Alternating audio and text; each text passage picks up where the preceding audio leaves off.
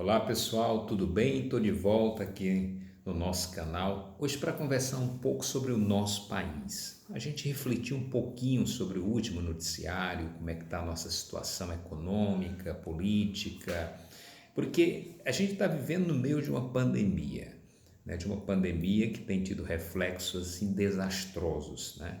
Nós já temos mais de 70 mil mortos, é algo avassalador. Por outro lado, a economia caminha a passos muito lentos. Nós temos aí uma redução da taxa de juros cobrada no país, que é a chamada taxa Selic, que chegou num dos patamares históricos menor, 2,25, o que demonstra que a nossa economia está desaquecida. Ou seja, como não há inflação, se diminui a taxa Selic para tentar criar a possibilidade de crédito e movimentar a economia. Eu queria colocar alguns dados aqui para vocês que são interessantes. Nós estamos hoje com a taxa de desemprego ali na ordem de 12% a mais, isso significa em torno de 12 milhões e meio de brasileiros desempregados. Se a gente for ver a taxa de desocupação, é pior. São cerca de 35 milhões de brasileiros desempregados, até porque muitos deles não estão mais nem procurando, não estão procurando sequer emprego, né? Outro dado que é preocupante são os mais de 40 milhões de brasileiros que estão com nome em serviço de proteção do crédito, ou seja, eles estão impedidos de contrair novas dívidas, né? Ou seja, está sem crédito. Então imagine uma nação que atravessa toda essa pandemia e ainda com esses números da economia. E há, por outro lado, esse que é um ponto importante que eu quero refletir, o outro lado da política. Que esse lado da política a gente precisa discutir de forma muito clara, sem paixão, sem sentimentos, até porque o Brasil vive um processo muito binário, né? O político A, o político B e aquelas torcidas, né, que deveriam estar discutindo o país, caminhos para o país, estão se perdendo essas torcidas, né, na superficialidade, nos ataques, e aí surge a intolerância, o fascismo, o extremismo, e o discurso político está se perdendo. E essas observações eu queria fazer aqui com vocês. Por exemplo, nós estamos hoje com 2 meses sem o ministro da Saúde, na maior crise sanitária do Brasil do nosso tempo. 2 meses com ser ministro da Saúde, com vamos dizer, um oficial do Exército, né? Tomando conta de uma área extremamente sensível. Eu queria colocar uma outra coisa aqui para vocês.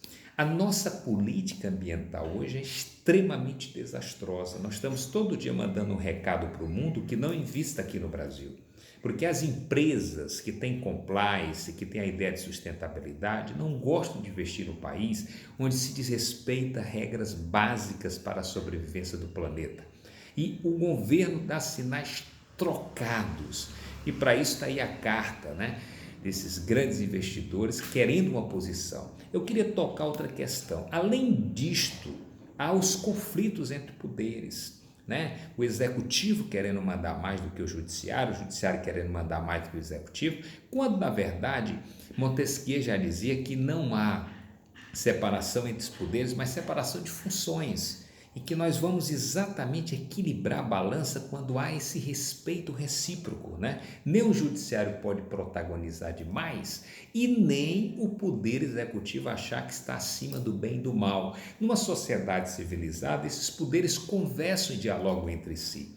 E aí os egos e as egolatrias estão soltas, espalhadas, né, pelos sentimentos mais incomensuráveis, né, as idiosincrasias próprias de cada ser humano, e o que leva um prejuízo claro ao país, porque enquanto o país deve estar discutindo as reformas, discutindo outras alternativas, ressignificando alguns processos, nós estamos com a indústria, né, totalmente desestruturada, nosso parque industrial, né, temos uma queda significativa nesse processo. E aí, veja bem, aí como é que se vai atravessar uma crise dessa vivendo uma situação dramática como essa? E esses conflitos, aí ficam os brasileiros tomando partido de A e B, nas redes sociais se digladiando, se autodestruindo, né? Isso de fato é algo lamentável para o nosso país. E aí veja o quê? Há uma crítica contundente contra o governo atual, quanto à prática fascista ou à prática. Mas a oposição brasileira está também desestruturada, né? Os partidos de oposição não têm um discurso, né? Não tem um discurso de planejamento nacional, né? Não é à toa que o atual presidente, apesar de toda essa situação, né? desse discurso entre aspas, fascista, como a oposição retrata, com todos esses recados mal dados durante a pandemia, esses exemplos péssimos, ele ainda mantém aí quando a gente vê aí as pesquisas realizadas, ele ainda mantém uma parte dessa popularidade. E aí é preciso que a oposição veja, né, os partidos de esquerda, os partidos de oposição, o que está acontecendo. Né? Ou será porque o discurso da oposição também não tem trazido absolutamente nenhuma esperança para o povo brasileiro? Então nós estamos de fato vivendo assim um momento muito complexo. Se por um lado há um governo que se observa que os caminhos tomados por ele não são os melhores, que tem construído para o Brasil uma péssima imagem internacional e que as práticas internas demonstram esse apelo ao autoritarismo, ao fascismo, né, a práticas ditatoriais, há por outro lado a ausência de um discurso de oposição como alternativa para tudo isso, ou um discurso de centro-direita ou centro-esquerda, como queiram chamar, que seja uma alternativa para tudo isso que está posto. A grande verdade é que eu fiz questão de começar esse vídeo falando esses dados do país com desemprego de 35 milhões de pessoas desocupadas. Eu não estou falando nem da informalidade, que isso contempla 40 milhões de brasileiros, né? Sem falar também aqui desse endividamento que tira de muitos brasileiros a possibilidade, né, de contrair, de comprar algo como necessário.